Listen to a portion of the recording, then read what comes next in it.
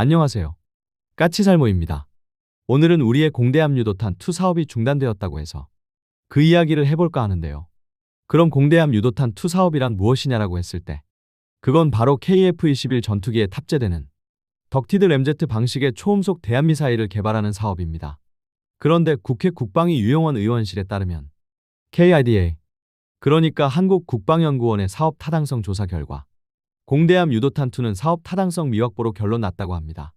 한마디로 무기 개발 사업에서 필수라고 할 수 있는 사업 타당성 조사를 통과하지 못한 것입니다. 그리고 KIDA에 따르면 적의 방어 체계 돌파 가능성이 낮다고 했고 해군의 주변국 교전 절차에 따르면 장거리 교전 확률이 낮다고 하며 그래서 사업 타당성이 미확보되었다는 결론에 도달했다고 하는데요. 솔직히 이 문제는 어떻게 보면 예상을 했던 일이고 그리고 아마 많은 분들이 공대함 유도탄 2 사업의 사업 타당성 조사 탈락을 또다시 KIDA 때문이라고 주장을 하겠지만 제가 보기에는 이번 사업 타당성 조사 탈락은 KIDA의 잘못보다는 오히려 공군의 잘못이 더 크다고 생각을 합니다. 한마디로 공군이 사업 타당성 조사를 통과하기 위한 준비를 제대로 못한 것이고 그리고 이번에 우리의 공대함 유도탄 2가 사업 타당성 조사에서 탈락한 건 물론 일부는 공군의 준비 미비이지만 정작 준비가 미비된 이유는 공군이 일부러 의도했다고 생각을 합니다. 한마디로 말해서 이 무기는 지금 시점에서는 공군에게는 필요 없어졌기 때문입니다. 이게 무슨 말일까요? 그럼 우리 KF-21의 공대함 미사일이 필요 없다는 이야기일까요? 우선 이 문제를 이야기할 때는 두 가지 단계로 상황을 검토해야 하는데요. 하나는 덕티드 램제트 엔진의 개발 문제와 그리고 또 하나는 바로 KF-21에 탑재할 공대함 미사일 개발 문제가 있습니다. 우리가 이 사업을 하는 목적은 덕티드 램제트 엔진의 개발과 그리고 KF-21용 공대함 미사일 개발의 필요성이 있기 때문에 이루어지는 것입니다. 그러나 지금은 이 두 가지 다 공군에게는 더 이상 필요가 없습니다. 이게 무슨 말일까요? 한번 하나씩 살펴보도록 하죠. 우선 이 사업은 KF-21용 공대함 미사일을 개발하기에 앞서서 바로 우리나라의 덕티드 램제트 엔진을 개발하는 사업이고 그리고 여러분도 알겠지만 덕티드 램제트 엔진은 단순하게 공대함 미사일에만 들어가는 게 아니라 바로 우리가 개발하고 있는 장거리 공대공 미사일에도 들어가는 기술입니다. 그래서 우리는 덕티드 램제트 엔진을 무조건 개발해야 하고 만일 이게 개발되지 않으면 문제가 심각해지는데요. 그래서 언뜻 보기에는 이 개발 사업이 중단되면 큰일 날 것 같아 보이지만요. 그런데 문제는 현재 이 미사일은 엄밀히 말하면 우리의 공대공 미사일과는 하등의 상관도 없는 미사일입니다.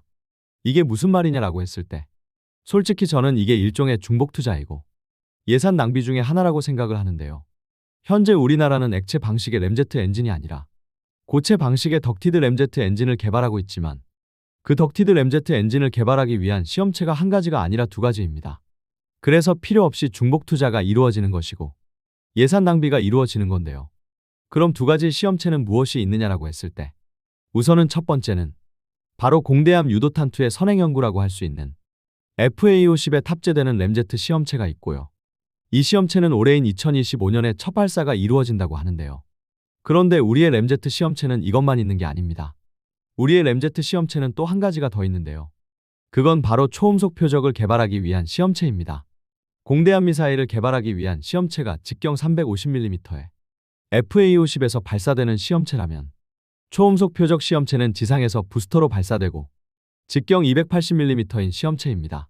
그래서 우리의 램제트 엔진 시험체는 한 가지가 아니고 두 가지이고 그래서 어느 정도는 필요 없는 중복 투자가 이루어지고 있습니다.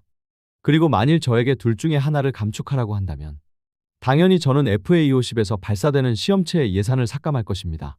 왜냐하면 FA-50에서 발사되는 시험체로 개발하는 무장은 고작해야 공대함 미사일 한 가지이지만 지금 지상에서 발사되는 초음속 표적용 시험체는 무려 3가지나 파생 장비를 개발하게 되기 때문입니다. 이게 무슨 말이냐면요. 현재 우리가 개발하는 덕티드 램제트 시험체 중에서 FA-50에서 발사하는 시험체는 직경 350mm에 무게는 대략 900kg이고 이걸 바탕으로 KF-21을 위한 공대함 유도탄 2를 개발하게 됩니다. 그래서 이 시험체에 의해서 개발되는 무장은 공대함 유도탄 한 가지입니다. 그런데 지상에서 발사되는 시험체는 직경이 280mm이고 이걸 그대로 활용해서 미국의 코요테 초음속 표적과 비슷한 초음속 미사일 요격 시험용 표적을 개발하게 됩니다. 그리고 또 이걸 바탕으로 대레이더 미사일을 개발하게 되고요. 여기서 덕티드 램제트 엔진의 직경을 200mm 정도로 축소해서 장거리 공대공 미사일을 개발하게 됩니다. 한마디로 이 시험체에 의해서 파생 개발되는 장비가 무려 3가지라는 이야기입니다. 그래서 이 초음속 표적 시험체의 개발이 중단되면 우리는 엄청나게 심각한 상태가 되지만 FA-50에서 발사되는 공대함 시험체가 중단되어도 그 영향을 받는 건 단지 공대함 유도탄 2 사업밖에는 없습니다. 그래서 만일 이 두 사업이 중복 투자라고 여겨져서 어느 한쪽에 예산을 삭감해야 한다면 당연히 공대함 시험체에 예산을 삭감해야 합니다. 물론 그러나 이미 공대함 시험체는 제작이 되고 있고 올해 안에 시험이 이루어질 것이기 때문에 당장 선행 개발은 중단되지는 않을 것입니다. 그런데 이번에 올해 1차 선행 개발이 끝나면 내년부터 2차 선행 개발로 이어져야 하고 그래야지 2036년까지 본개발을 해서 실제 공대함 미사일이 개발되는 건데 결론은 그 본개발 사업이 KIDA의 타당성 조사를 통과하지 못해서 사업이 중단되어 버렸는데요. 그럼 이러다가 우리의 KF-21에 탑재할 수 있는 대한미사일이 없게 되는 것 아니냐라고 걱정을 할 수 있는데요.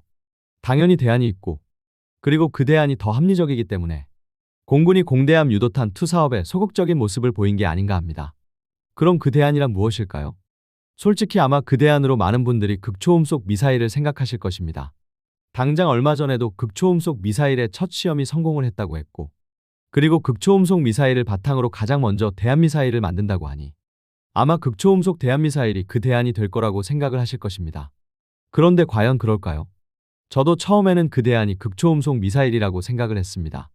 그런데 다시 생각을 해보니 아닐 것 같더라고요. 우선 현재 우리가 개발하는 극초음속 미사일은 공대함 버전이 아니라 지대함 버전입니다. 그래서 엄청나게 큰 2단 부스터를 가지고 있고 그래서 절대로 그대로는 KF-21에 탑재할 수가 없습니다. 물론 전투기에 탑재되면 미사일의 상승 단계가 필요 없어지게 되고 그래서 부스터의 크기를 대폭 줄일 수 있어서 어거지로 탑재한다면 분명 KF-21에도 탑재가 가능합니다. 그러나 굳이 그럴 필요가 있을까요? 굳이 극초음속 미사일을 KF-21에 탑재할 필요가 있을까요? 이게 무슨 말이냐라고 했을 때 우선 극초음속 미사일은 사거리가 엄청나게 길기 때문에 굳이 어거지로 KF-21에 탑재할 필요가 없습니다. 오히려 지상에 대기하다가 지상에서 바로 목표에 발사하는 게 훨씬 더 효율적입니다.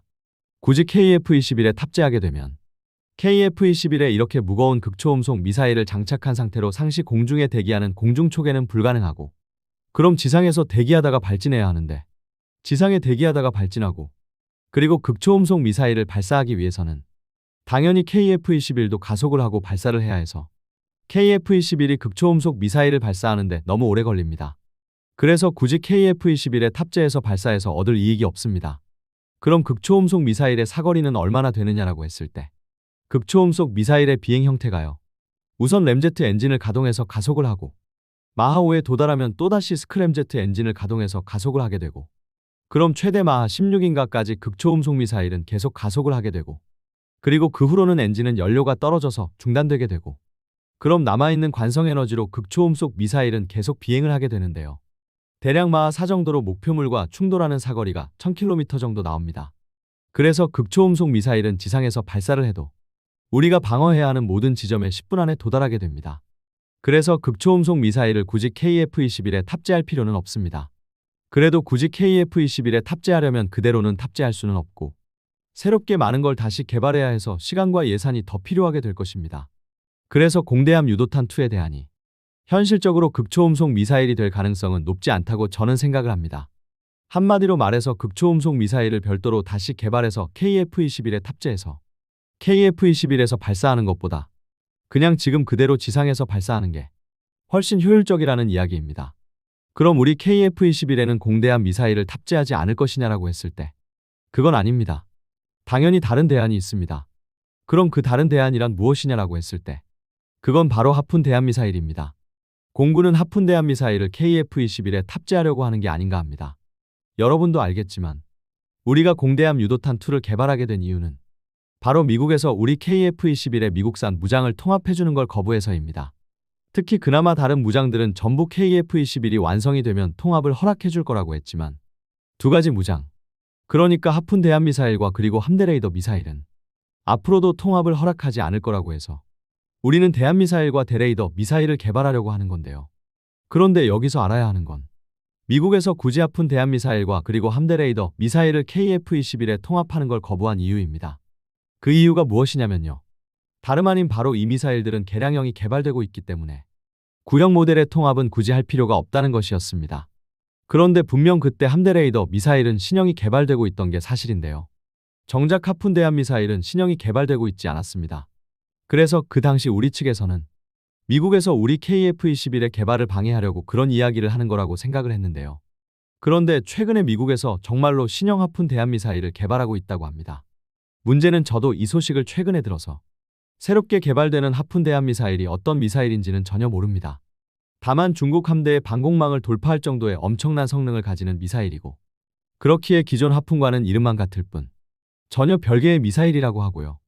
그래서 만일 미국에서 이 새로운 하푼 미사일을 우리 KF-21에 통합하는 걸 허락해준다면 우리가 굳이 공대함 유도탄2를 개발할 필요성이 사라지는 것입니다.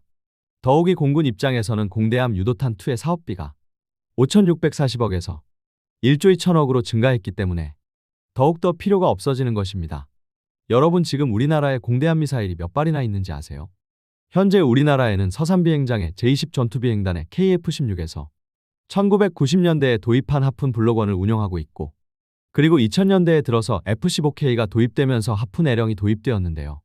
재미있는 점은 우리가 보유한 모든 KF-16에서 하푼 공대함 미사일을 운용할 수 있는 게 아니라 오직 서산 비행장의 20전비의 KF-16에서만 하푼을 운용할 수 있다고 합니다.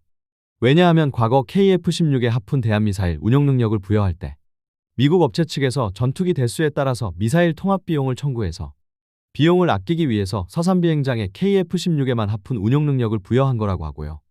그래서 현재 우리가 보유한 공대함 미사일은 불과 수십 발에 불과합니다. 생각보다 보유량이 상당히 작은데요. 당연한 게 공군 입장에서는 공대함 임무는 그리 중요한 임무가 아니기 때문에 큰 비용을 들이는 걸 원하지 않기 때문입니다. 그런데 KF-21의 공대함 유도탄을 개발하기 위해서 1조 2천억을 사용해야 한다. 과연 공군이 공대함 미사일에 그런 막대한 투자를 하려 할까요? 이게 수백 수천 발의 미사일을 도입하는 거라면 그런 투자를 할 가치가 있겠죠.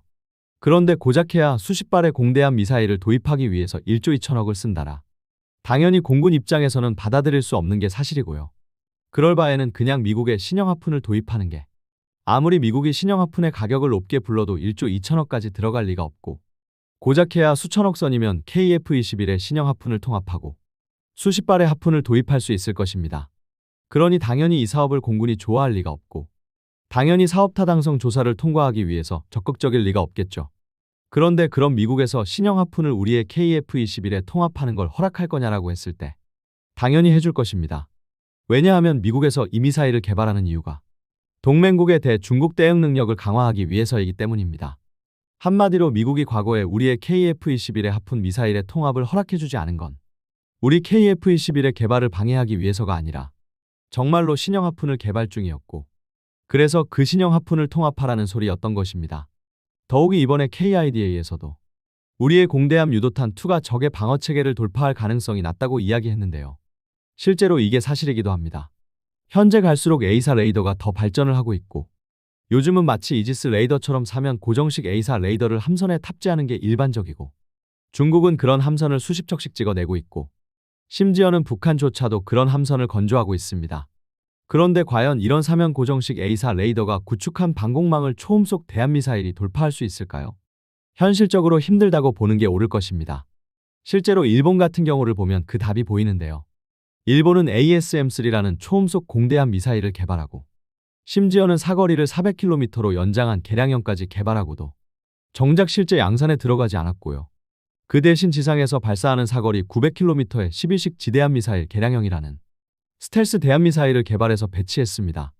한마디로 말해서 일본이 보기에도 ASM-3가 중국 함대의 방공망을 돌파하지 못할 거라고 본 것입니다. 그런데 과연 이런 상황에서 우리의 공대함 유도탄2가 중국의 방공망을 돌파할 수 있을까요? 물론 일본의 ASM-3와 우리의 공대함 유도탄2의 성능이 똑같지는 않습니다. 우선 일본의 ASM-3는 액체 방식의 램제트 엔진 미사일이라 회피기동 능력이 떨어지고요. 그리고 우리의 공대함 유도탄2는 스텔스 능력까지도 가지고 있습니다. 그래서 분명 우리의 공대함 유도탄2가 일본의 ASM-3보다는 그 성능이 더 뛰어난 건 분명한 사실입니다.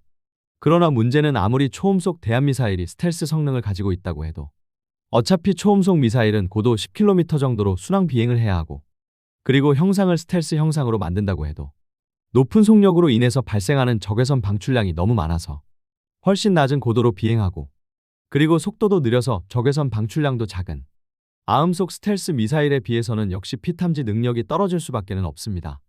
그래서 지금까지 바로 이런 문제 때문에 서방권에서는 초음속 미사일을 개발할 능력이 충분함에도 그 어떤 나라도 정작 초음속 대한미사일을 실전 배치한 바가 없는 것입니다.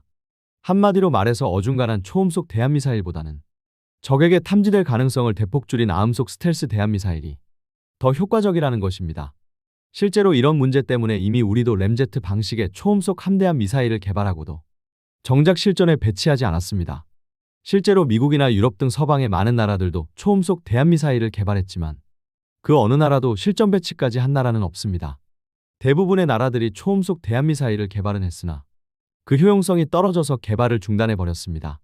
그렇기에 대한미사일에 있어서 초음속 대한미사일은 정말 이것도 저것도 아닌 어중간한 무기입니다. 극초음속 대한미사일처럼 정말 적이 방어를 준비할 시간도 주지 않을 정도로 빠르지도 않고, 그렇다고 아음속 스텔스 대한미사일처럼 정말 적이 피격 직전까지도 공격 사실을 파악하지 못할 정도로 피탐지성이 높은 것도 아니고, 그래서 초음속 대한미사일은 정말 예매한 무기입니다. 그래서 결론은 앞으로 우리가 어떤 대한미사일을 개발해야 하느냐라고 했을 때 그 답은 명확합니다. 결론은 우리가 개발해야 하는 대한미사일은 초음속처럼 어중간한 속도를 가진 미사일이 아니라 초음속보다도 훨씬 속도가 빨라서 정말 적의 함선에 탑재된 사면 배열 A사 레이더로도 대응이 힘든 극초음속 미사일이나 아니면 초음속 대한미사일에 스텔스 능력을 부여한 어중간한 피탐지 능력을 가진 미사일이 아니라 비록 속도가 느려도 정말 적이 가진 탐지 수단으로도 끝까지 탐지할 수 없는 최대한 높은 피탐지 능력을 가진 미사일이어야 합니다. 그런 면에서 봤을 때는 우리가 개발하는 공대함 유도탄2는 정말 이도저도 아닌 미사일입니다. 그래서 결론은 우리는 이미 지상에서 발사하는 극초음속 대한미사일은 이미 개발하고 있기 때문에 우리가 앞으로 개발해야 하는 미사일은 KF-21에서 발사하는 아음속 스텔스 대한미사일이어야 합니다. 그러나 그런 미사일을 지금부터 다시 계획하고 그리고 개발하기에는 너무 늦었다는 점입니다. 지금 개발해서 언제 개발 완료하고 KF-21에 탑재하겠습니까?